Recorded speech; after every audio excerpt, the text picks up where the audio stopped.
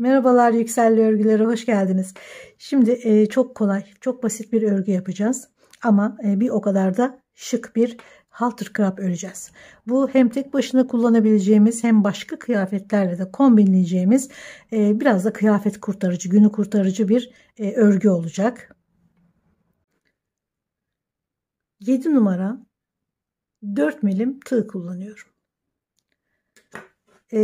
Nako'nun outlet iplerinden bu. Daha önce bir deniz elbisesi örmüştüm. Gene beyaz zemin üzerinde farklı renkleri vardı. Bu daha farklı renkler var bunda da. Çok güzel renk geçişleri var gerçekten. Bulursanız fiyatı da uygun. Bunları kaçırmayın. Ama bulamazsanız da herhangi yazlık iplerle örebilirsiniz. Yani önemli olan alacağınız ölçü. Şimdi ben mesela 20 santim başlayacağım örgüye. Bu da göğüs koltuk altı kısmından ölçüyoruz. Göğüsün başladığı ve bittiği yerden itibaren göğüsü kaplayacak bu. Yani 84 santim göğüs çevresi, 20 santim kadar da göğüs yüksekliği öreceğim. Bu mankene göre, ama bu ölçüler sizde tamamen değişebilir ya da ipiniz daha kalın, daha ince olabilir. Tamamen o belirlediğiniz ölçüye kadar zincir çekeceksiniz. Onun üzerinden öreceksiniz. Mutlaka bu ipi kullanmanız gerekmiyor. Mutlaka benim çektiğim zincir sayısıyla, trabzan sayısıyla çalışmanız gerekmiyor. Tamamen kendi ölçünüze göre yapacaksınız. Ben şimdi 20 santimlik bir zincir çekeceğim ve bu 20 santim üzerinden 80 santim kadar uzunlukta bir dümdüz örgü öreceğim.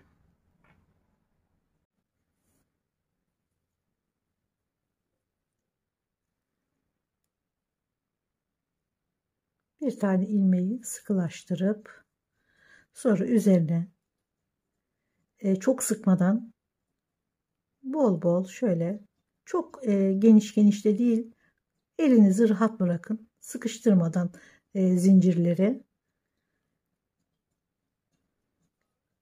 göğüs yüksekliği kadar 20 santim zincir çekiyoruz.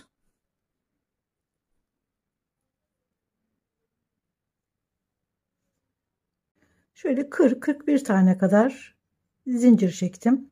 Daha iyi net santim sonucunu alabilmek için trabzanları örerek geleceğim. Fazla olan zincirlerin üzerine batmayacağım. Sonra onu kesip atmak çok kolay. Şimdi 1, 2, 3, 4. zincire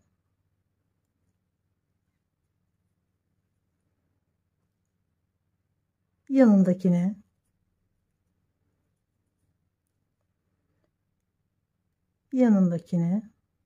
ve bütün zincirlerin içine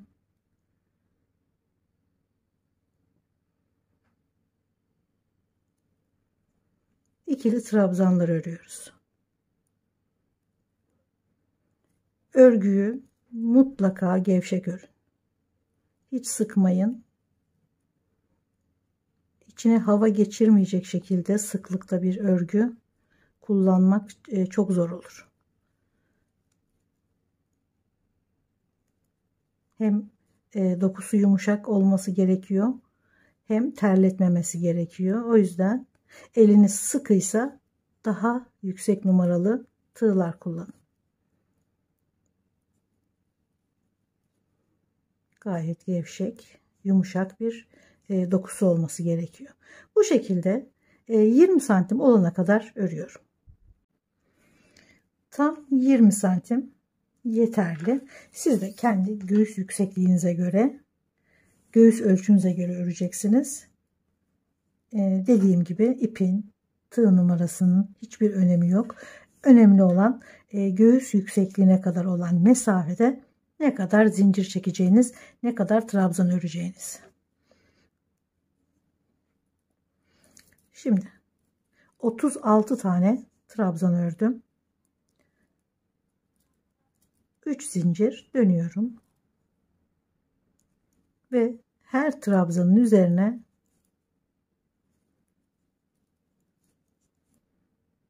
bir trabzan örerek devam ediyorum.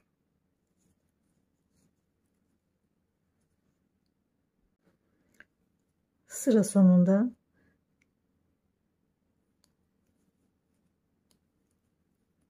sondaki zincirli olan trabzanı da unutmuyoruz. Gene 3 zincir ve yanındaki trabzana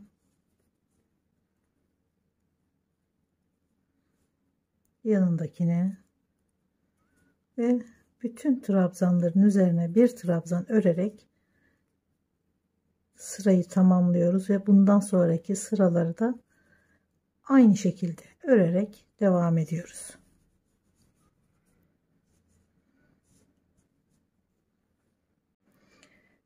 ...56 sıra ördüm.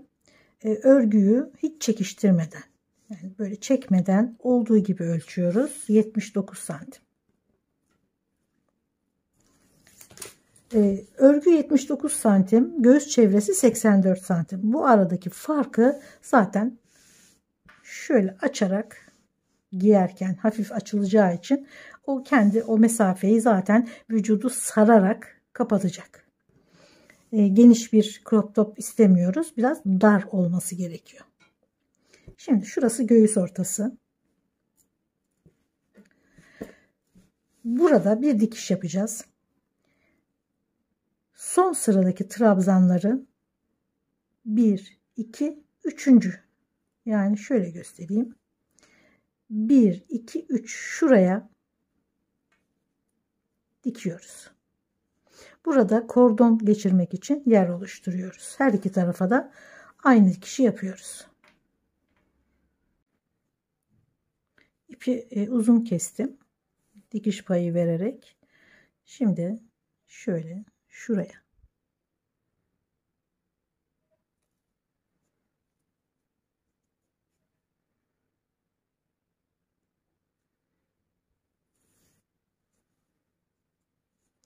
Sıkmadan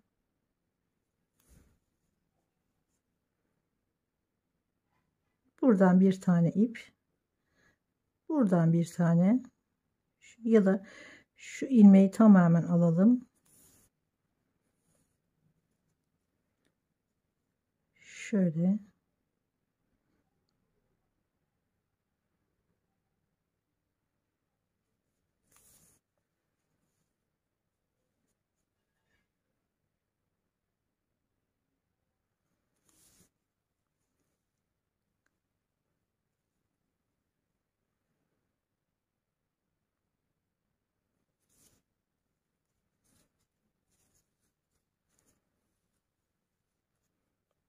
bu şekilde her iki tarafı da dikiyoruz.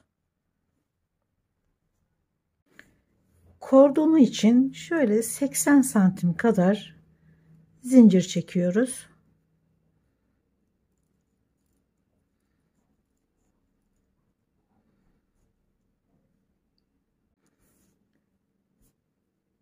Sonra üzerine doluyorum. İkinci zincire bir yarım trabzan. Bir kere de çıkıyoruz. Tığın üzerine alıp bir kere de çıkınca buna yarım trabzan diyoruz.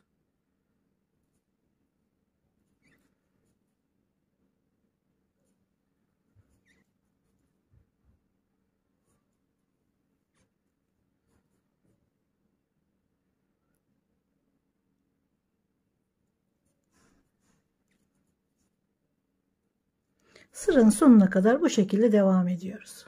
80 santim kadar kordon ördükten sonra uçlarını birleştirmeden önce şurada dikerek belirlediğimiz kordon yerlerine geçirdim.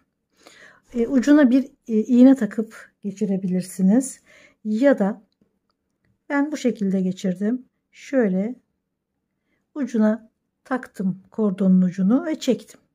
Sonra biraz daha alttan aldım, çektim içinden ve çok kolay bir şekilde tamamladım. Gevşek bir örgü olduğu için hiç takılmadı. Ve sonra uçlarını birleştirdim ve diktiğim kısmı da örgünün içinde bıraktım.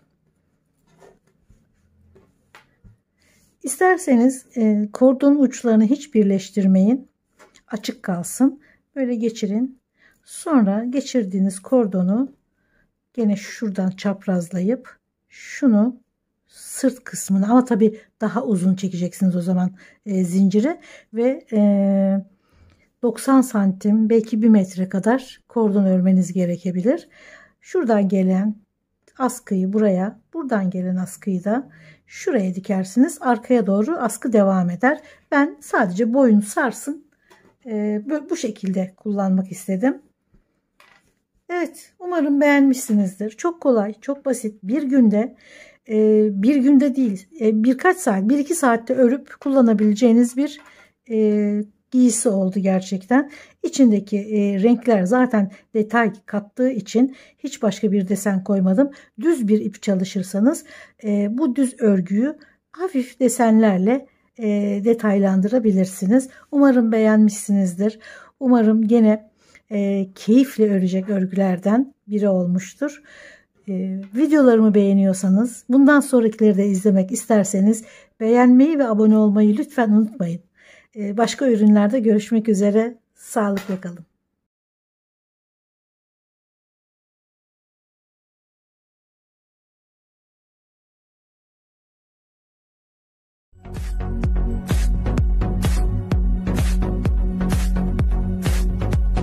Merhabalar, Yükselli Örgüleri, hoş geldiniz. Şimdi çok güzel bir motif yapımını anlatacağım. Ben 4 tane ördüm, hazırladım. Şimdi 5.'yi birlikte öreceğiz. Bu 5 motiften de çok güzel bir bluz hazırlayacağız. Nako pırlanta ip kullanıyorum. Açık gri. Çok tatlı, çok güzel bir rengi var. Etiketi kalmadı. Hatta yumak biraz dağıldığı için tekrardan sardım. Bir tane yumak yetiyor ama renkli de örebilirsiniz. Her sırasını farklı da yapabilirsiniz. Tamamen sizin zevkinize kalmış. 4 milim tığ kullanıyorum. Dokusu çok yumuşak. Çünkü biraz kalınca bir tığ kullandım. Yaz günü kullanacağımız için biz bunları sıcaklarda terletmemesi gerekiyor. Böyle delikli bir desen ve yumuşak bir doku ördükten sonra yazın gündüz de gece de çok rahat kullanabiliriz bu örgüleri. Şimdi şu 4 tane motifi kenara alalım. 5. motifi örerek bluzu tamamlayalım. Sihirli halka yapıyorum. Çaprazladım ipi. İlmeği aldım. 2 tane zincir ve doluyorum. Halkanın içine bir yarım trabzan doluyorum. 3 tane ip var. Üçünü birden alıyorum. Ona yarım trabzan diyoruz.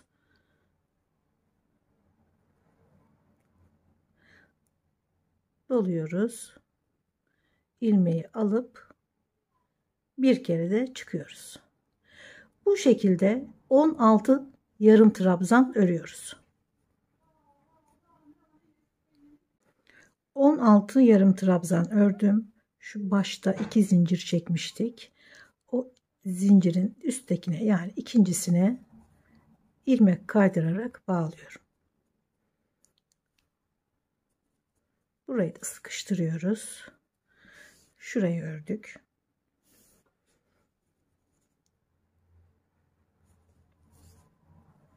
Şimdi çiçeklerini yapıyoruz.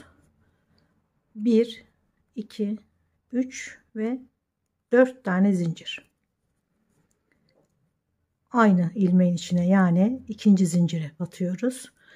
Burada her trabzanın üzerine 2 trabzan örüyoruz. Bir ip alıyorum. 2 tane ip alıyorum. Bekletiyorum. Doluyorum. Şimdi yanındaki trabzana. Bir tane alıyorum. Sonra 2 tane bekletiyorum. Aynı ilmeğin içine bir tane, 2 tane. Şimdi hepsini topluyorum. Araya 7 tane zincir çekiyoruz. Topladığımız zincirle birlikte 7 tane olacak. 2, 3, 4, 5, 6 ve 7. Hemen yanındaki trabzana.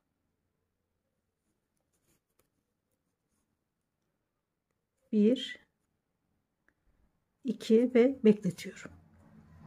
Aynı ilmeğin içine ikinci trabzanı örüyorum. Ama yarım bırakıyoruz. Şimdi yanındaki trabzana ve aynı ilmeğin içine şimdi hepsini birden topluyoruz. 1, 2, 3, 4, 5, 6, 7. Bir kere doluyorum. 3 kere de çıkıyoruz ama bir kere dolayarak, çok kalın bir örgü olmasın istiyorum. O yüzden 2 kere dolamadım. Gene yanındaki trabzana bir ip, 2 ip alıyoruz, bekletiyoruz. Aynı trabzanın üstüne şimdi yanındakine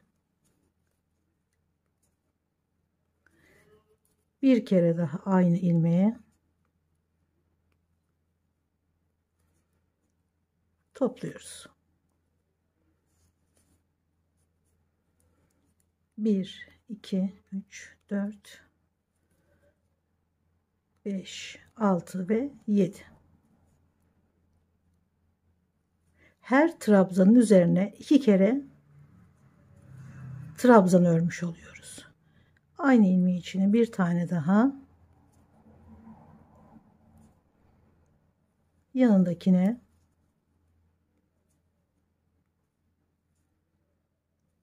aynı ilmeğe ve hepsini birden topluyoruz. Bunu da içinden sıkıştırıp açılmaması için sabitleyip gizliyoruz.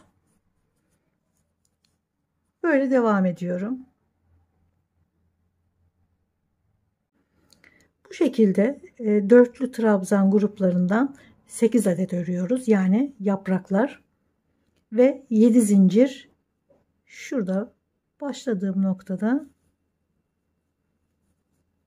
ilmek kaydırarak bağlıyorum.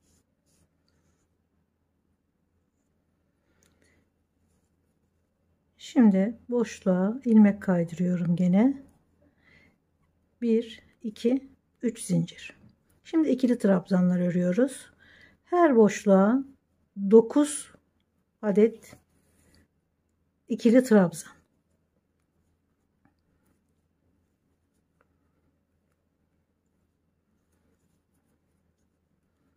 5, 6, 7, 8 ve 9.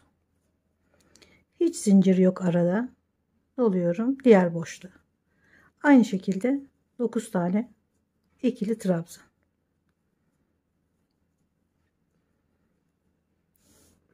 Şimdi şu sırayı örüyoruz. Her boşluğa 9 trabzan ördüm ve aralarda hiç zincir yok.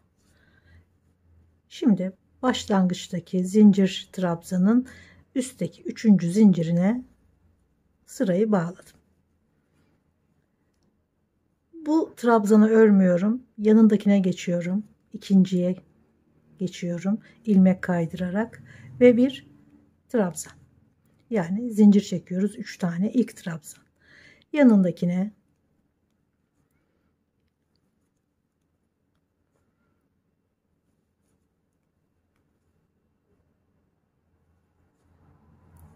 ilk trabzana batmadık. Son trabzana da batmayacağız. 7 tane trabzan örüyoruz. Altta 9 taneydi. Şimdi 7 tane. Şimdi araya 5 tane zincir. İlk trabzana atlıyorum. İkinci trabzana gene son trabzana da batmayacağım. 7 ikili trabzan.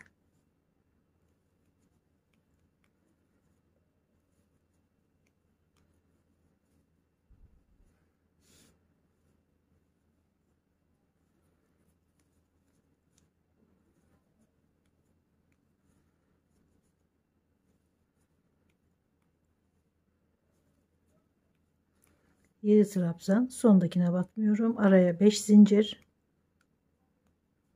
ve baştakini atlayıp ikinciye. Bu şekilde sırayı tamamlıyorum.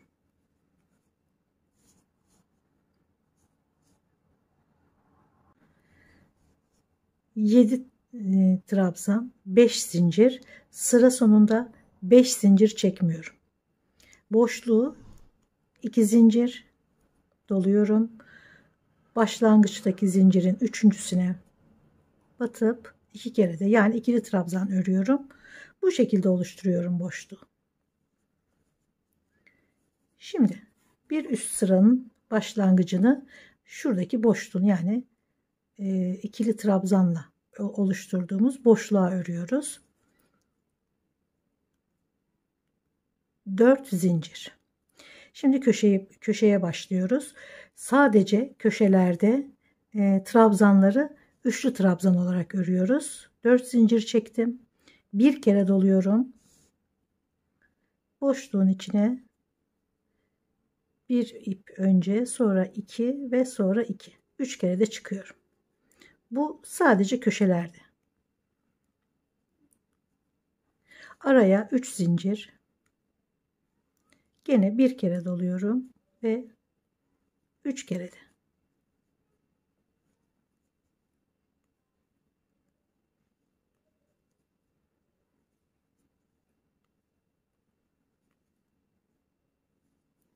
Araya 5 zincir. Şimdi burada 7 tane trabzan vardı. Ortadaki 3 tanesini örüyoruz ikili trabzanla.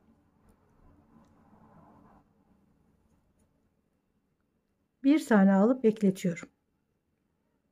Yanındakine bir kere alıyorum, bekletiyorum. Yanındakine ve topluyorum. Gene 5 zincir. Şimdi buraya köşedeki gibi 3 trabzan, 3 zincir, 3 trabzan örüyoruz ama trabzanları ikili örüyoruz. Sadece köşelerde üçlü örüyoruz. Doluyorum, boşluğa geliyorum. İkili trabzan. 2 3, araya 3 zincir. Gene 1 2 ve 3 trabzan.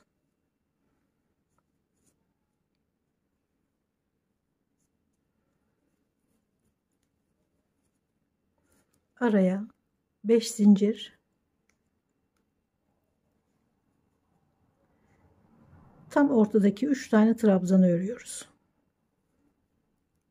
Bir tane alıyorum, bekletiyorum.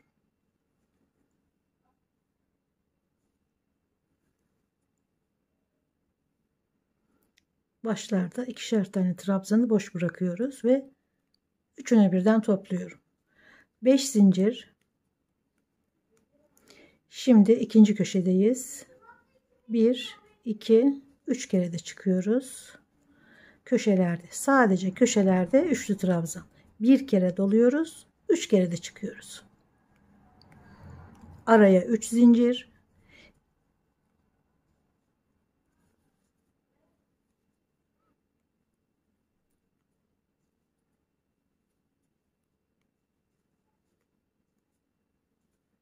İkinci köşeyi de ördük. Üçlü trabzanlarla. Şu köşelerin arasındaki örgü, önce burada üçünü topluyoruz. Sonra gene ikili trabzanlarla 3 trabzan, 3 zincir, 3 trabzan örüyoruz. Gene burada topluyoruz ve köşeyi örüyoruz. Arada 5 zincir. Gene 2 tane atlıyorum. Üçüncü trabzana bir kere alıp bekletiyorum. İkinci ve üçüncü. Üçünü birden topluyorum. 5 zincir.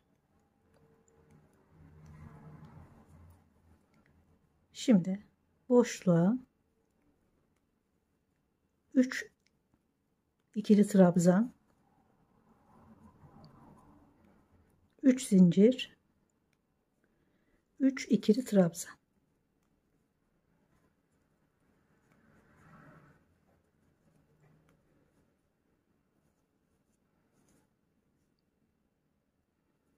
Köşeler oluşmaya başladı. Araya 5 zincir, 2 tane atlıyorum. 3. trabzana bir kere alıyorum, bekletiyorum. 2 ve 3 topladım. 5 zincir,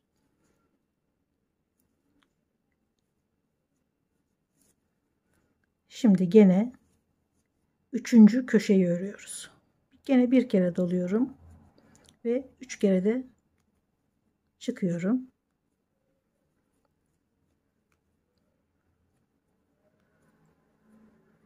Aynen burada ördüğümüz gibi şu köşeden başladık. 2. köşe ve şu anda 3. köşeyi örüyoruz. Aynen topluyoruz. Burada da aynısını örüyoruz ama ikili trabzanlarla yine topluyoruz. Köşeye geliyoruz. Şimdi sıra sonuna kadar aynen yineliye sıraları, sıra sonunda 5 zincir ve başladığım ilk trabzan, yani zincirin 3. zincirin içine ilmek kaydırarak bağlıyorum. Köşeler oluştu. Şimdi bir üst sıraya başlayalım. Şurası köşe. 2 zincir. Yanındaki trabzanın üzerine bir kere alıyorum, bekletiyorum. Yanındakine, bu 3 trabzanın üzerine 3 trabzanı topluyorum. Şimdi köşeye geldik. Gene köşede üçlü trabzan örüyoruz. Arada 3 zincir. Bir kere doluyorum. Şimdi üçlü trabzanlar. 1 2 bekletiyorum.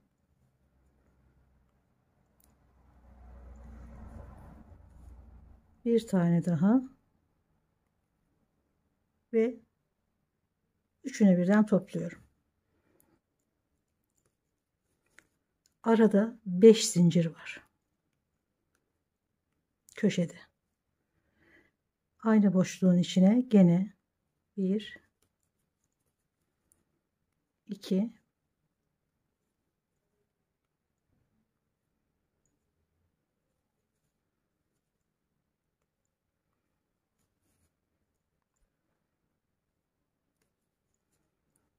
topluyorum. Köşeyi oluşturdum. Arada 3 zincir. Şimdi buradaki trabzanları üzerine ikili trabzanlar, bir bekletiyorum. Bir ve ikincisini, hepsini birden topluyorum.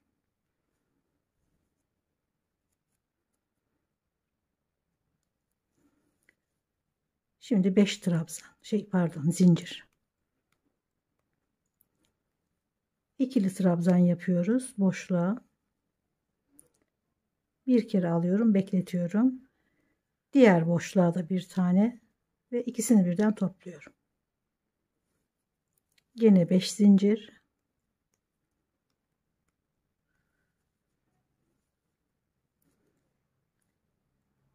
Burada şu 3 trabzanın gene üstlerinde topluyoruz. İkili trabzan olarak bir kere bekletiyorum. Bekletiyorum. Topluyorum. 1 2 3 zincir. Şuraya bir sık iğne. 1 2 3. Gene 3 zincir ve bu trabzanların da üzerine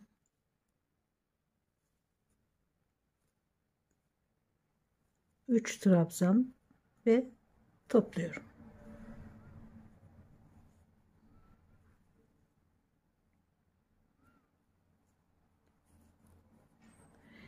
Şimdi şurada köşeyi örmüştük. Şurada da burada yaptığımız gibi 2 trabzanla boşluklara batıyoruz. Aralarda 5 zincir.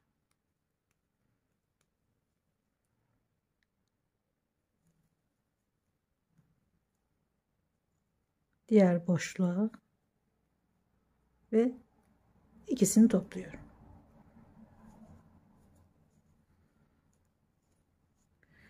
Şimdi diğer köşeye geldik.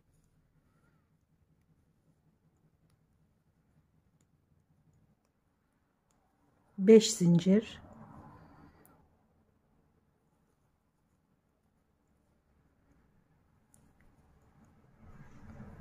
İkili trabzanlarla önce köşede ördüğümüz üçlü trabzanların üzerine topluyoruz. Şimdi burada üçlü trabzan yapıyoruz. Araya 3 zincir, 1 2 bekletiyoruz.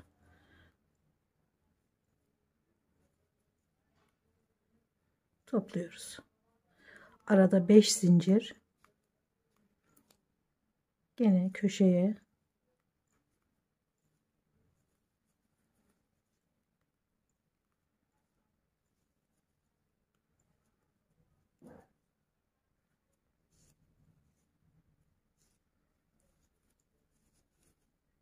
üç zincir.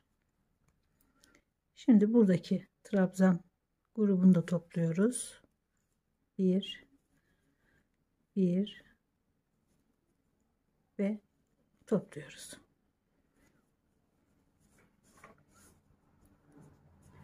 Aynen devam ediyoruz. Şuradaki sırayı 5 zincir çekiyoruz. Boşluğa bekletiyoruz ve ikisini birden alıyoruz. Arada gene 5 zincir.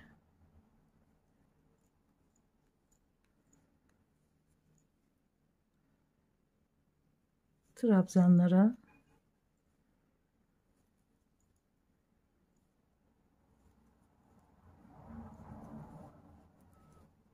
üç zincir.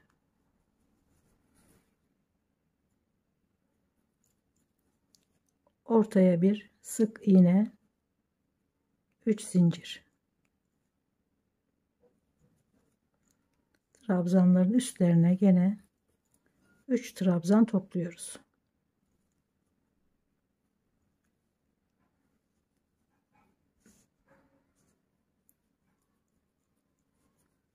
Beş zincir, boşluğa, gene boşluğa ve topluyoruz.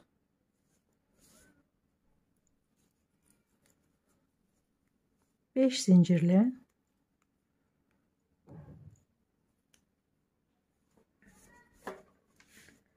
diğer köşeye geliyoruz.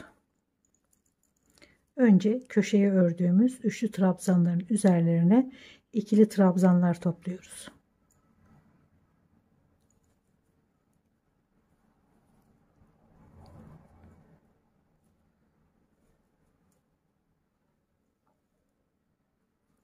Arada 3 zincir. Şimdi üçlü trabzanlar. Aynen diğer kenarları ördüğümüz gibi devam ediyoruz.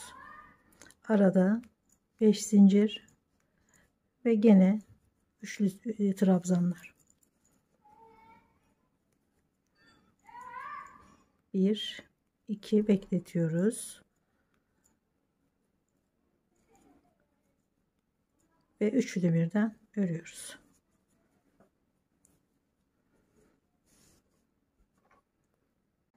Sıra sonunda gene 5 zincir, boşluğa bir tane bekletiyorum, diğer boşluğa bir tane ve ikisini birden örüyorum ve 5 zincir çekmiyoruz bağlarken, gene 2 zincir ve başladığımız noktada ikili trabzanla bir boşluk oluşturuyoruz. Son sırayı yapıyoruz. Son şuradaki kafes gibi olan sırayı örerken hem de motifleri birbirine birleştiriyoruz. Şurada olduğu gibi. Şimdi bir bu kenara bir de bu kenara birleştirerek örgüyü tamamlıyoruz. Bir üst sıranın zeminini hazırladık. Başlangıç zemini. Burada 2 zincir ve aralardaki 5 zincir, yani 7 zincir çekiyoruz. 7 zincirden sonra şöyle boşluğa ikili trabzan.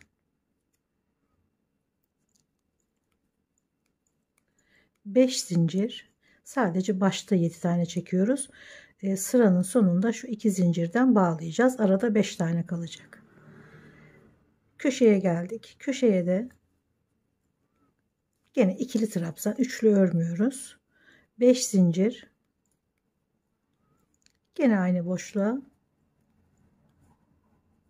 köşeyi örüyoruz. 5 zincir, boşluğa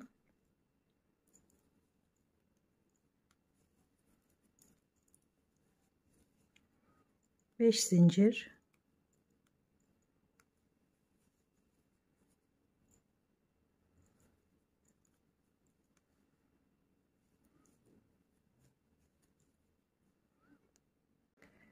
şimdi 5 zincir, ikili trabzan, 5 zincir, ikili trabzan, buraya 2 kere battık. Arada 5 zincir var, köşe. 5 zincir, ikili trabzan, 5 zincir, ikili trabzan. Şimdi kenarları daha düzleştirmek için buralara daha kısa batıp buralara biraz daha uzun batıyoruz ve kenarları toparlıyoruz. Yani motifi toparlıyoruz. Kenarları aynı seviyeye, eşit seviyeye getiriyoruz. Şimdi buralarda ikili trabzan yapmıştık. Şuradaki örgünün bu tarafına yarım trabzan, bu tarafına yarım trabzan. Şu boşluklara da sık iğne batıyoruz. Ama aralarda hep 5 zincir. Daha alçaltıyoruz. Buralara ikili trabzan, buraya yarım, buralara sık iğne. Devam ediyorum. 5 zincir. Şimdi şu örgünün bu tarafına yarım trabzan, biraz alçaltıyoruz, küçültüyoruz trabzanı. Arada gene 5 zincir, boşluğa sık iğne. Zaten şurası da sık iğneydi.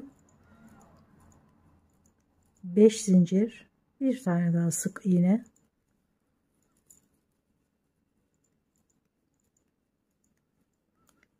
Şimdi şuradaki gibi yarım trabzan doluyoruz ve bir kere de çıkıyoruz. Şimdi gene 5 zincir, ikili trabzan.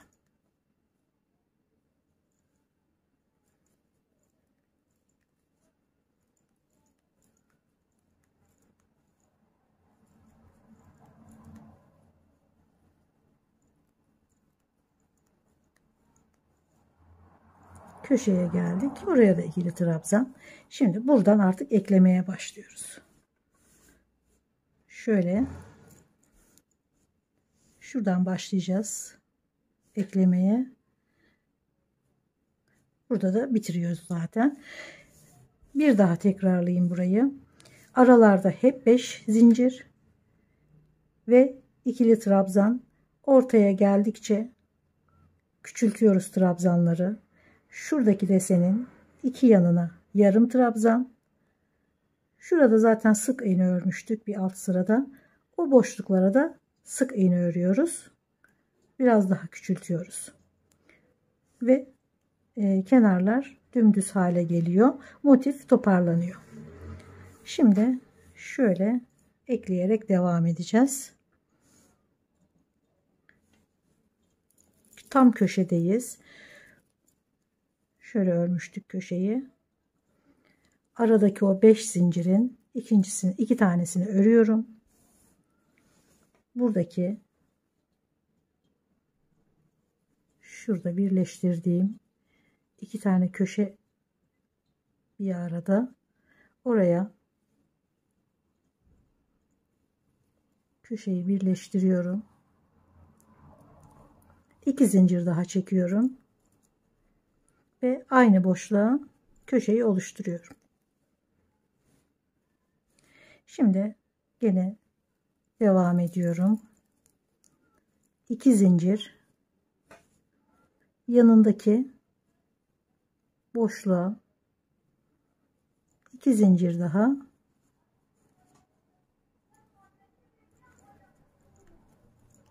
trabzan, 2 zincir, boşluğa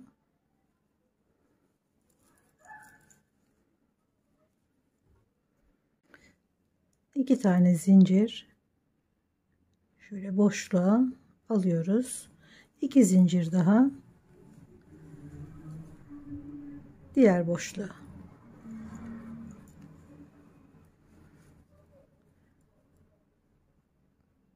Şimdi buralarda yarım trabzan, buralarda da sık iğne örmüştük. Şimdi bunu örerken tabii ki aynı sırayı örüyoruz, çünkü burada da küçülterek yapmamız gerekiyor. Burada başlangıç sırasında ördüğümüz gibi aynı sıra devam ediyor, çünkü burada ördüğümüz o alçak trabzanları örmeye devam ediyoruz. Şuradan başlayacağız. Burada ikili trabzan var. 2 zincir ve buradan alıyorum.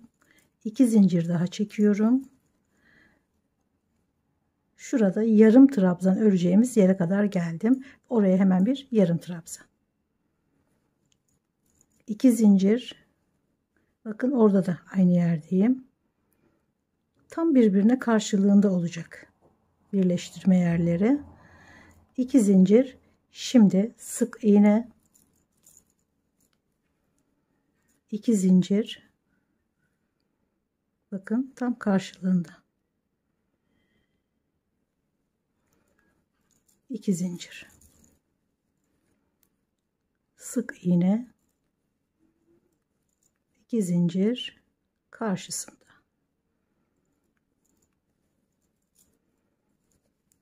Şimdi yarım trabzan. Yarım trabzan, sık iğne, sık iğne, yarım trabzan. Şimdi ikili trabzanlarla devam edeceğiz. 2 zincir, 2 zincir daha, ikili trabzan.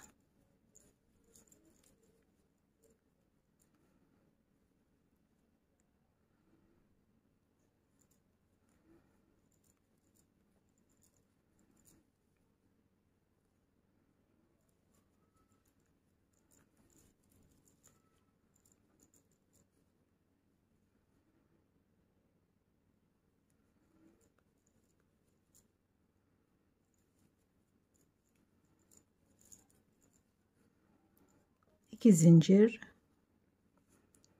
Şimdi tam köşedeyiz. Burada da, burada da. 2 zincir, köşeye bir kere daha birleştirdik. Tam köşeler birbirine bakıyor ve bütün birleştirme ilmekleri de birbirinin tekrar ederek devam ediyor. Çünkü arada başka ilmeklere batarsanız dengesizlik olur. Zaten yanlış yaptığınızı gösterir. Böyle dümdüz bütün ilmekler birleştirirken birleştiği ilmekle karşı karşıya olması gerekiyor. Şimdiki bu kenarı da birleştiriyoruz. Şurayı birleştirdik ve 5 motif oluyor bu şekilde.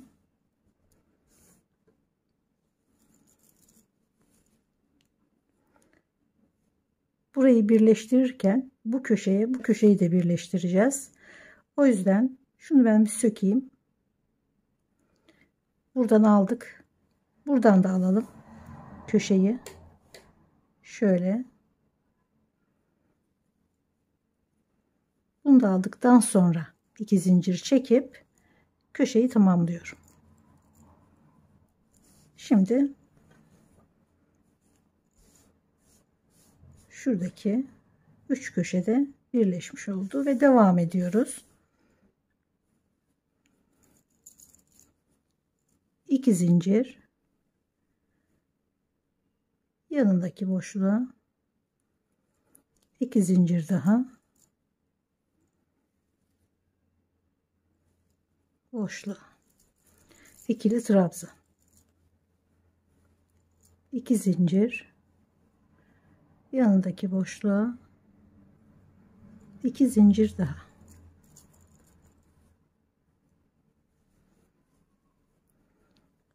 aynen diğer tarafı ördüğümüz gibi birbirine bakan ilmeklerle devam ediyoruz. 2 zincir,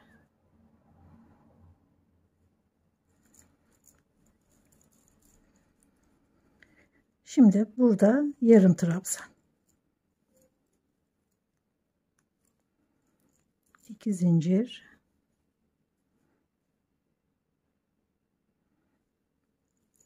2 zincir, şimdi sık iğne,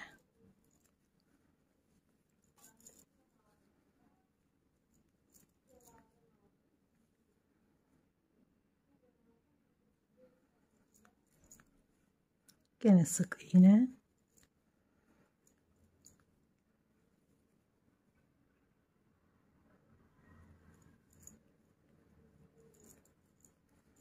şimdi yarım trabzan,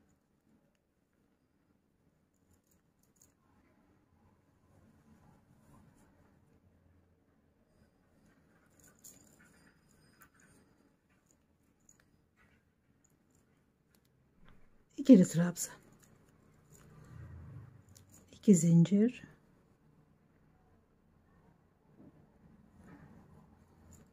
2 zincir ve gene boşluğa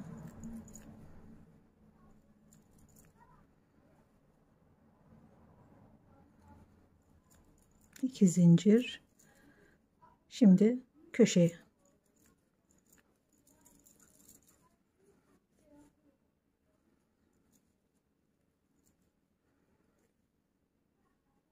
köşedeyiz. Şöyle iki köşenin birleştiği yerden ilmeği alıyorum. 2 zincir daha ve köşeye bir kere daha batıp tamamlıyorum.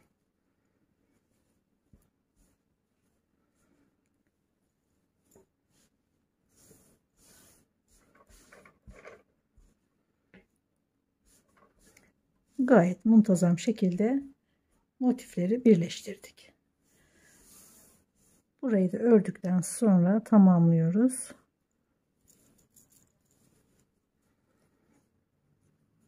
Köşeyi tamamladık. 5 zincir, trabzan, 5 zincir, trabzan, ikili trabzan yani. Şimdi şuradaki desenin iki yanına yarım trabzan, orta iki tanesine de sık iğne batıyoruz. Aralarda hep 5 zincir, yarım trabzan,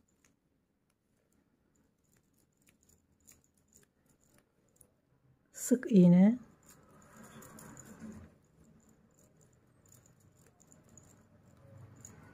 sık iğne,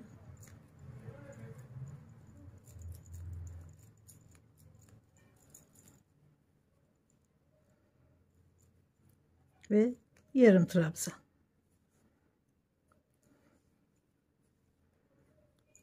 Başladığımız nokta şurasıydı. Oraya 2 tane zincir var. Üçüncüye batacağız. Şuradaki arada 5 tane zincir kalması gerekiyor. Şöyle ve tamamlıyoruz.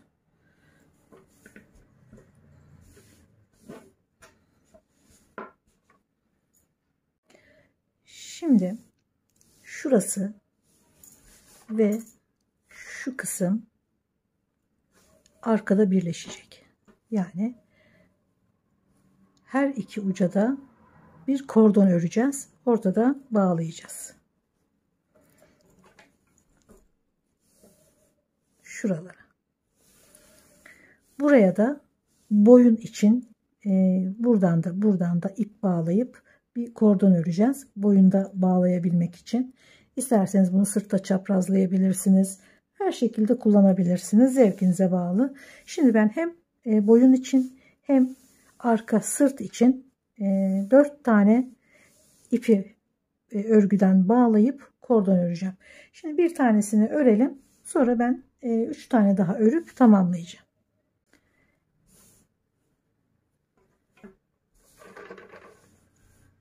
Şurada boyun için olanı öreceğim ama şuradan başlayayım. Hem oyasını yapmış olayım hem de kordonunu. Şuradan bağlayalım ipi.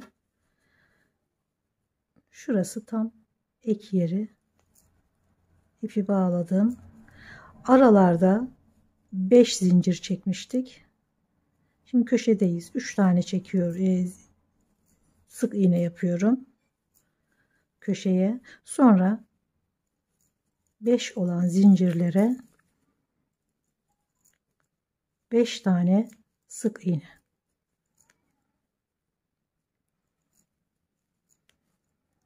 Diğer boşluğa da 5 tane.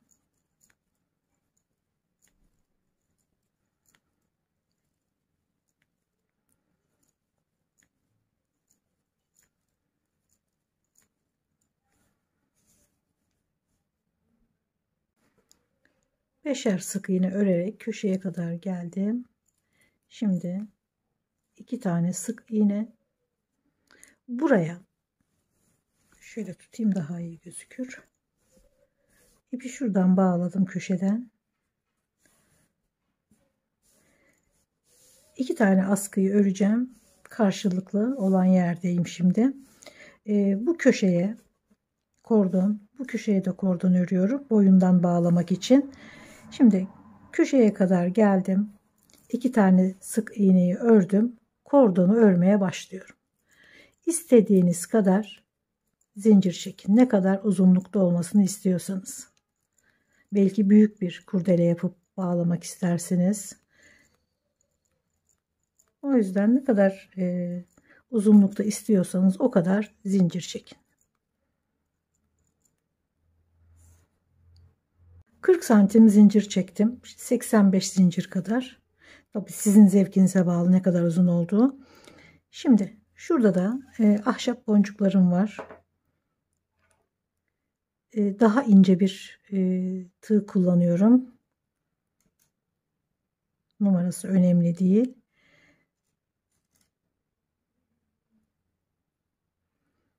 Şöyle içinden alıyorum. Daha kolay alınıyor çünkü. O yüzden daha ince bir tığ rahat oluyor.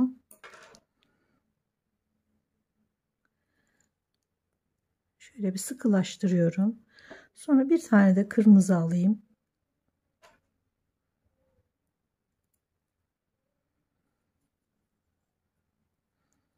Hiç boncuk da kullanmayabilirsiniz. Önemli değil. Bir daha sıkıştırıyorum. Şöyle araya batıyorum. 2 boncuğun arasına. İlmeği kaydırıyorum. Sonra boncuğun diğer tarafına geçiyorum. Oraya da ilmeği kaydırıyorum. Ve bütün zincirlerin içine batarak ilmek kaydırıyorum. Ve ince bir kordon oluşturuyorum.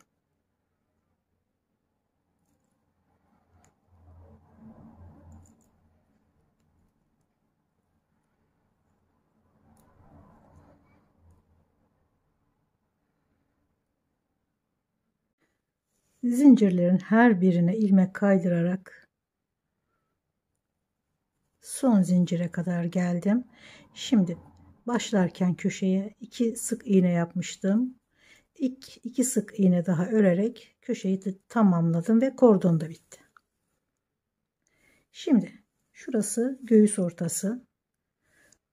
Oraya kadar yine her boşluğa 5 sık iğne örerek devam ediyorum.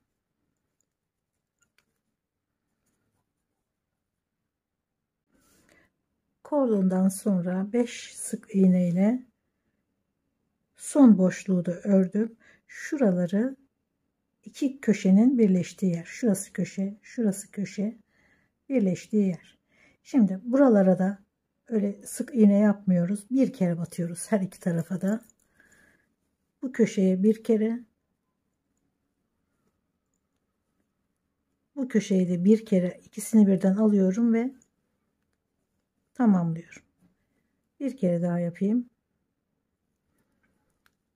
Son boşluğa kadar 5 sık iğne ördüm. Şurası bu motifin köşesi, burası da bu motifin köşesi. Şurası birleştiği nokta. Köşeye bir tane alıyorum. Sonra diğer köşeden bir tane ve ikisini birden.